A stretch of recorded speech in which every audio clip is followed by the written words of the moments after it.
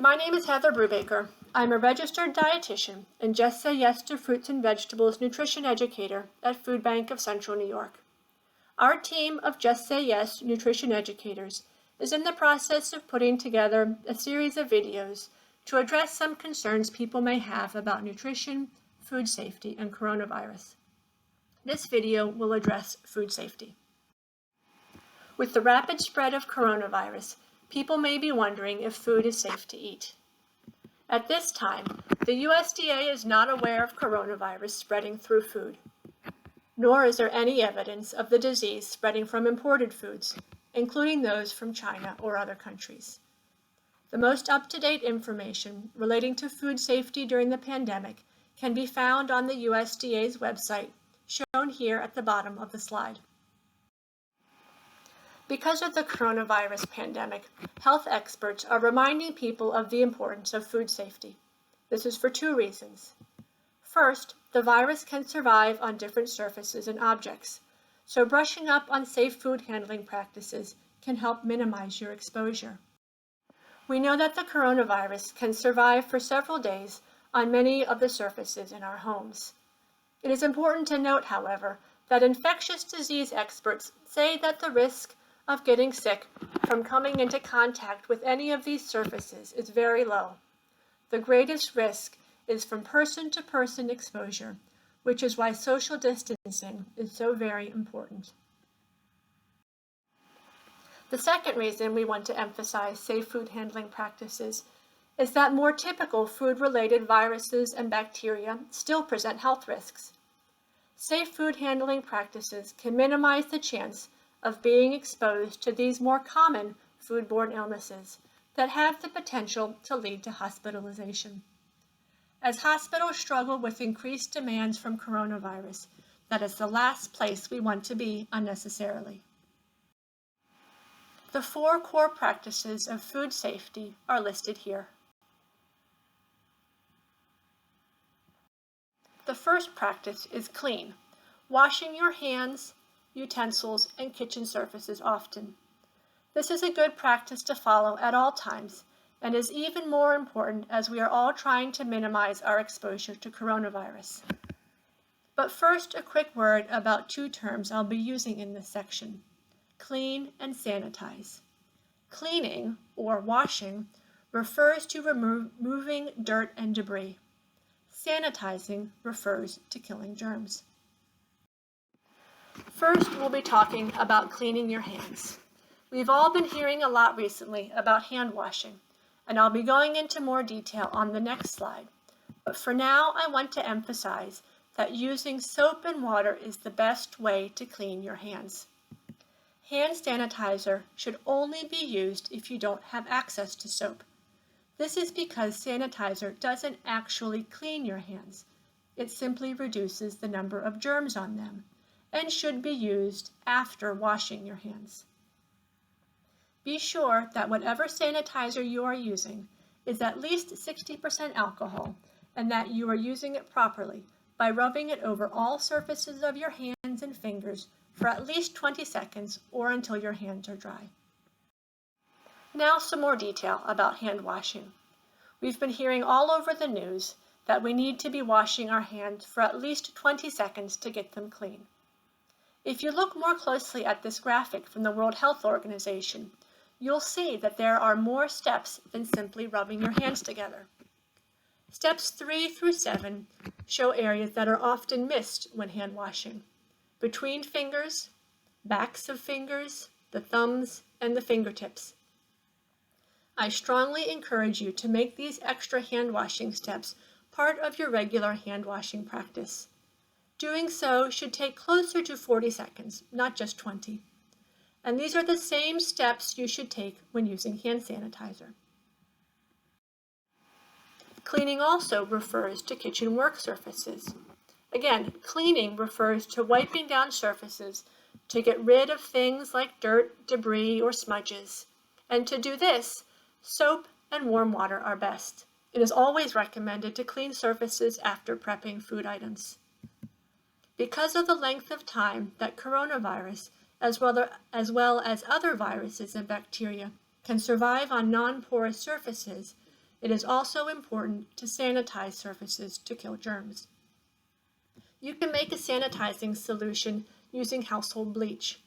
The CDC recommends a ratio of 5 tablespoons of bleach to 1 gallon of water, or for smaller amounts, you can use 4 teaspoons of bleach in 1 quart of water.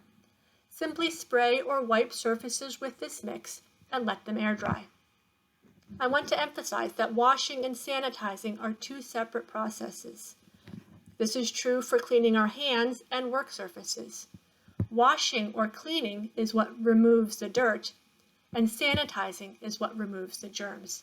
Sanitizing should always be done after cleaning, not in place of.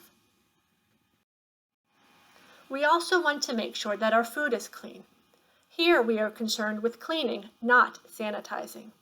Again, there is no evidence of coronavirus spreading through food, so we are simply following standard food safety practices for rinsing fruits and vegetables. Rinse all fruits and vegetables under running water, scrubbing them with your hand or with a clean vegetable brush. You should also be rinsing foods whose skins or peels aren't eaten, because bacteria or other contaminants can spread when these foods are cut or peeled. There are 2 things not to do when cleaning food. Do not use soap or bleach, as these products are not intended to be used on foods. And do not rinse raw meat. Doing this risks spreading bacteria around your kitchen. The remaining 3 safe food handling practices, separate, cook, and chill, have less to do with preventing exposure to coronavirus and more with ensuring that you don't get sick from more common foodborne illnesses. The second practice is separate, preventing cross-contamination. At the most basic level, separation means simply keeping raw meat, poultry, seafood, and eggs away from all other foods. Wherever you get your food, be sure to put raw meats in separate plastic bags away from all other foods. And when you get home, place raw meats at the bottom of your refrigerator, preferably in sealed containers. This will prevent any raw juices from dripping onto other foods. It is also important to keep raw meats and eggs away from other foods as you are working in your kitchen or wherever you prepare meals. Use separate cutting boards, one for raw meats, another for fresh or cooked foods. And wash and sanitize any surface that comes in contact with raw meats or eggs before using it with other foods. The third practice is cook, cooking foods to their safe internal temperature. Color and texture are not reliable indicators of doneness. The only way to know if a food is fully cooked is to use a food thermometer. To measure the internal temperature of a food, insert the thermometer probe into the thickest part of the food. When you are done taking the temperature, clean the probe with soap and hot water before using it again.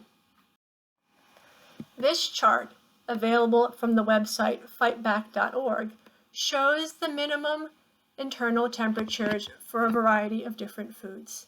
Please note that the 2 foods with the highest internal temperature are poultry and leftovers. Both of these need to be cooked to an internal temperature of 165 degrees, with leftovers holding that temperature for at least 15 seconds. Next are ground meats and egg dishes. Both of these need to be cooked to an internal temperature of 160 degrees or higher. And lastly, other meats such as beef, pork, veal, lamb, and finfish need to be cooked to an internal temperature of 145 degrees. And if you are cooking foods in the microwave, there are some other factors to consider. Be sure to follow any cooking instructions provided on food packages. And be aware that foods do not always cook evenly in the microwave, so rotate and stir foods partway through cooking. And again, use a thermometer to measure the internal temperatures of foods that are cooked in the microwave. The fourth and final safe food practice is chill, refrigerating and freezing foods properly. Make sure that your refrigerator is set to a temperature of 40 degrees or lower, but not as low as 32 degrees, which may cause foods to freeze. Freezers should be set at 0 degrees or lower.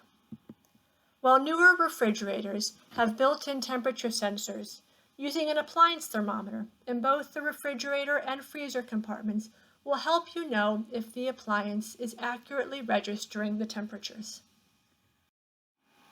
Foods should be refrigerated within 2 hours of being out. This refers to fresh foods, prepared foods, and leftovers. If the air temperature is above 90 degrees Fahrenheit, foods should not be out for longer than 1 hour. And when putting food in either the refrigerator or freezer compartments, be sure not to overstuff. Air needs to circulate freely around the food in order for it to be cooled safely. This chart, also available at fightback.org, lists general guidelines for how long foods can be kept in the refrigerator and freezer. Always remember, though, that if you have any doubt about the freshness of a food, it is better to be safe than sorry. When in doubt, throw it out. Lastly, frozen foods should be thawed safely. Never thaw foods by leaving them out at room temperature. Instead, use one of these 3 methods. Thaw them in the refrigerator, in cold water, or in the microwave. And if you do either the water or microwave methods, the food should be cooked immediately. So now you know the basics of safe food handling and should be able to put into practice specific actions in each of the 4 core practices. Refer to the website listed on the bottom of the slide to review this information in more detail. Here are some other places you can go for more information. The USDA website has the most up-to-date information relating to the coronavirus. The Partnership for Food Safety Education has general food safety information as well as a page specific to coronavirus. A free food safety course is available at foodhandlersolutions.com. And lastly, New York State has a toll-free number that people can call if they are experiencing emotional distress related to coronavirus. I encourage all of you to refer to the Food Bank website, which is constantly being updated with information related to food distributions. And the Just Say Yes to Fruits and Vegetables website is a good resource for quick and healthy recipes. So from all of the Just Say Yes nutrition educators at Food Bank of Central New York, thank you and be well.